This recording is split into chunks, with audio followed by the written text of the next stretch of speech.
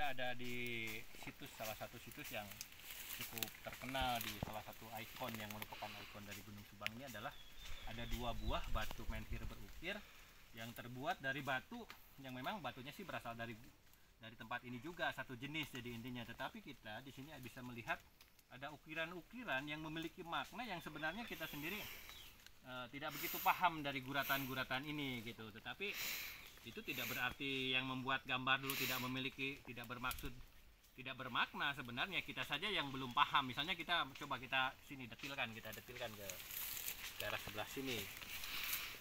Nah ini misalnya ukiran yang ini, coba nih ukiran yang ini jelas ukiran ini kita tidak, ya kalau kita zaman sekarang ngomong ini mirip telepon gitu, tapi kan bukan itu maksudnya, tentu saja gitu ya. Itu maksudnya jangan sampai kita memitoskan bahwa ini zaman dulu juga udah ada telepon gitu, jangan seperti itulah. Ini pasti punya suatu mitos, suatu prinsip di mana ini ada maksudnya juga untuk apa, untuk dikomunikasikan gitu, seperti ini. Kemudian di sini juga ada ukiran-ukiran yang mungkin sayangnya kita tidak membawa sikat ya untuk membersihkan sebersih-bersihnya ini. Tapi lihat ini guratan-guratan ini memang memiliki makna intinya gitu. Memiliki aksesoris sama halnya seperti candi-candi yang ada di era Hindu Buddha sebenarnya gitu. Tapi kalau kita melihat dari gayanya ini, karena ini lebih primitif, bahasanya ya bisa saja ini lebih tua gitu. Apalagi tadi kita sudah melihat situs punden berundak yang terbuat dari tanah dibentengi batu gitu bahasanya. Walaupun orang bisa saja ini menamakan batu ini batu apa itu tidak jadi masalah, karena itu hanya untuk identitas hari ini saja mungkin gitu. Tapi kalau yang jelas ini fungsi batu ini adalah merupakan, setahu saya ini kalau berdasarkan dari tugu batas di atas itu adalah batas dari tanah Galuh sama tanah Salawe atau tanah daya luhur ini.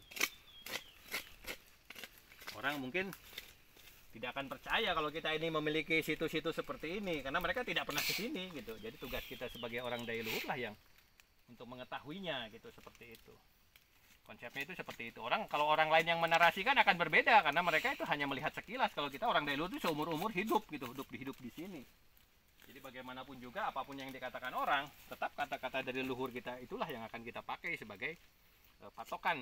Sebenarnya tugu ini apa gitu. Mari kita detilkan yang ini juga. Ini juga ada guratan-guratan yang sebenarnya itu tidak mudah untuk membuat guratan. Sebenarnya batu ini keras ini, tidak lunak batu ini. Kita hanya memikirkan ini, kalau saya suka memikirkan kalau ada guratan-guratan ini di atas gunung seperti ini adalah alat untuk menggurat ininya, pahatnya seperti apa gitu. Karena kita sendiri merasakan kalau pakai golok zaman sekarang itu ternyata batu ini keras banget.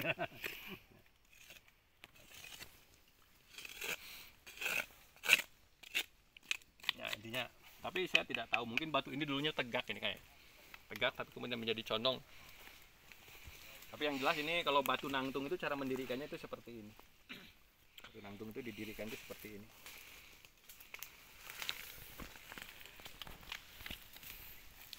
Yuk kita foto.